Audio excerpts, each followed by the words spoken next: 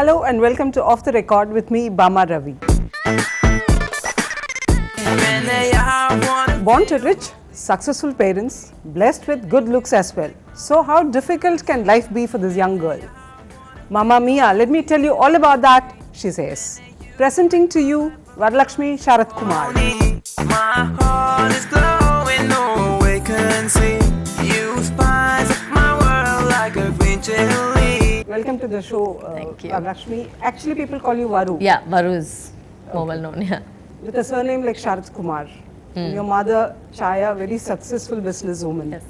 What clearly have life's challenges been for you so far? On the contrary, I think people always think that if you have a big name, you come from a good family, it doesn't mean that you have it all. Because I think ultimately everybody works really hard to get to that particular point. So I think our life, at least my family's life, has taken us through the journey of, being not blessed with it from the beginning. Let's say we had it was a lot of hard work, it was a lot of hardships that we went through to actually get to this point. No, but how? I mean, you were born with a silver spoon or a golden plate. No. There was no silver spoon, there's no golden plate. I've walked to school. I've made my own food. Both my parents had to work really hard to get to where they are. And it wasn't like I was born in this, zamindar family or anything. We all worked. Dad worked very, very hard to get where he is. And I think what's important in this is that we've been taught not to live off each other's identities. We all have our own. Like mom has hers, dad has his, and I have mine. It not necessarily has to be Varalakshmi Sarathkumar being the prominence. It's more Varalakshmi and Varu. That's, we're taught to just have your own identities and not live off people's. Probably people of your age group call you as Varu. Varu, yes. But when you go knocking on the doors, Yes. or when you say I'm Varalakshmi Sarathkumar, that surname itself opens many definitely. doors. Yes. So that's a privileged background for you. Of course, like I said, we work very hard to get it, and people do respect a lot because you're somebody's daughter. That's always a given. I mean, people are always going to look at you differently because you already are somebody's, daughter, and you have a lot more pressures that are in terms of your behavior and things like that, which you have to be watchful of. So, yeah. But what did you bring yourself? What did you do, in fact, to bring yourself to a level of where today you are an actor? I think for me, it was all about dance. Ever since I can remember, I've been dancing. So more in the theatre world and the dance world, they know me as Varu and they know me as a dancer. So then it happened to be that dad was my dad. But I think I've been working with Jeffrey for like almost about 10 years now, 12 years I've been with him. And ever since I can remember, I've been into dance, right from ballet to Bharatanatyam to Latin American dancing and I love being on stage.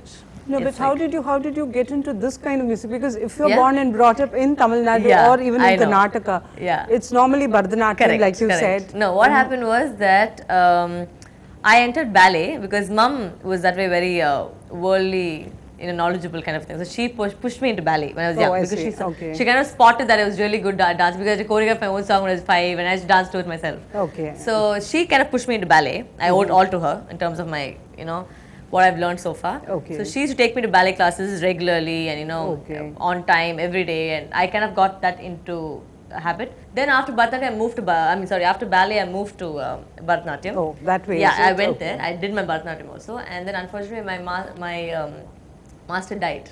So when he died, when I was just going to complete my Arangetram. After that I kind of felt very emotional about it because he was really close to me, and it stopped abruptly. So I didn't want to really push that. Is that another way of saying you were a tantrum child in the sense that missed Bharatanatyam classes? Like most children do of that age, No, of I course. never missed Bharatanatyam. Never. In fact, he used to push me for 8 hours a day.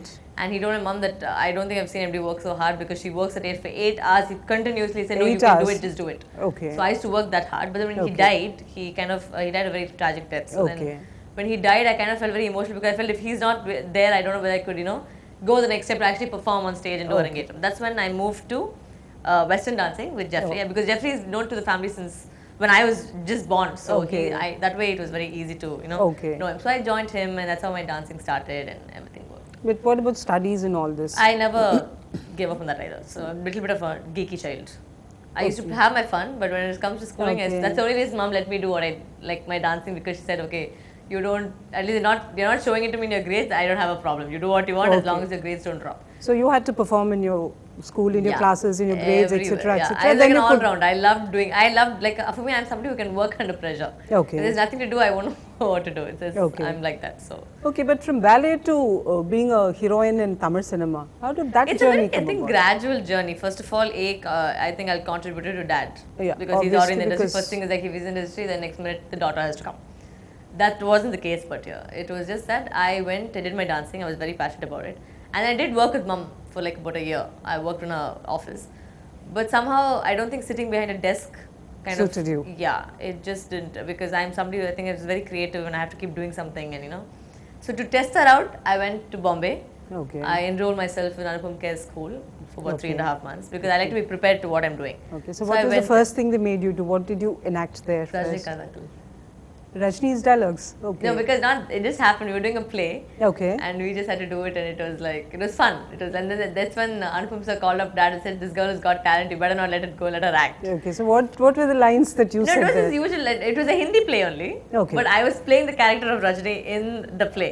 Okay. So very South Indian, like playing a male character. So it was very funny. So people were laughing, and there's all Okay. his acts and all that. Okay, it was absolutely extempore. You could Yeah, just completely bring it up. extempo. It really clicked really well. People are laughing, and it went out. So the 3 months kind of brought out a lot. Kind of Okay. made me realize that I love any kind of performance. It's not just dance. Because when I'm on stage, I'm like a different person. I completely like really. It's a live high. I get seeing Okay. people now. So I think that just Okay. came on to my acting as well, and then figured out that I actually enjoy it.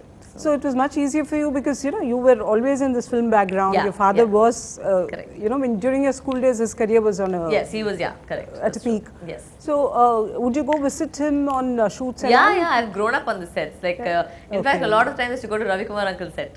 Okay. So, it's funny now I call them uncle now, I should be calling them sirs. But then I've kind of grown up with them, so I find it hard to make the transition of calling them sir instead of that. But I've Okay. been on all of dad's sets and all his movies. Okay.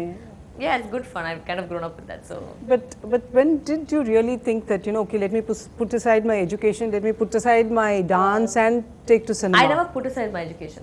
A lot of offers came to me even when I was 16 and 17 and 18. Okay. Offers kept coming, good offers. But I was very adamant that I had to finish my education. So I finished my undergraduation, I went to the UK, I did my masters, Okay. then I came back and then I went for acting school. I never kind of wanted to take my studies and give it a backseat. Never. I just Okay. wanted to make sure that because you always have to have something to fall back on, and education is something which It's a lifelong thing yes, actually. So No, but then having signed up a film, you've Yeah. taken 3 years over it. yes. What is the reason in one line? Just timing, I guess. Nobody ever had the time. You said it was either they were having date problems with my co-star, or I was having problems, or the production was having a problem, and it just took some time to get together. But then finally we started off last year, and then it went on one full schedule. We finished about 3.5 months of shoot. So yeah, that's how it went. So it's all about timing. Yeah. We are going in for a break now, but when we come back, Varalakshmi is going to tell us exactly what it is to be the daughter of a politician. Do stay with us.